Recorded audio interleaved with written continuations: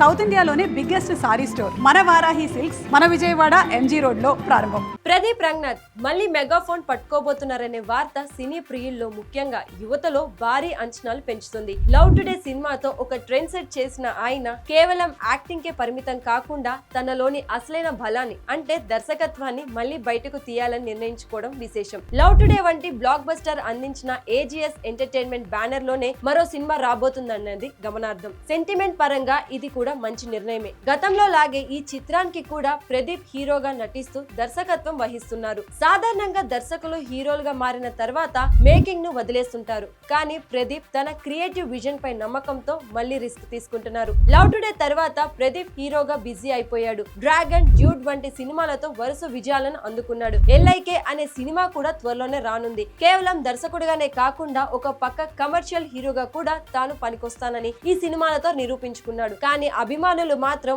ఆయనలోని దర్శకుడిని చాలా మిస్ అవుతున్నారు. నేటి తరం రిలేషన్షిప్స్, సోషల్ మీడియా ప్రభావంపై ప్రదీప్ రాసే డైలాగ్స్ మరియు సీన్స్ యువతకు బాగా కనెక్ట్ అవుతాయి. లవ్ టుడే తర్వాత ఆయనకు హీరోగా మంచి మార్కెట్ ఏర్పడింది. ఇప్పుడు దర్శకుడిగా ఆయన బ్రాండ్ వాల్యూ మరింత పెరిగింది. లవ్ టుడేలో ఫోన్ మార్చుకోవడం అనే చిన్న పాయింట్ తో మ్యాజిక్ చేసిన ప్రదీప్ ఈసారి ఎలాంటి కొత్త కాన్సెప్ట్ తో వస్తారని అందరూ ఎదురు చూస్తున్నారు. దర్శకుడిగా ప్రదీప్ రంగనాథ్ కి ఉన్న ప్రత్యేకత ఏమిటంటే అతను అతి తక్కువ బడ్జెట్ తో గరిష్ట వినోదాన్ని పండించగలడు. 2026 నాటికి ఆయన మార్కెట్ ఇంకా పెరిగే అవకాశం ఉంది. కాబట్టి ఈ కొత్త ప్రాజెక్ట్ భారీ స్థాయిలో ఉండే అవకాశం ఉంది.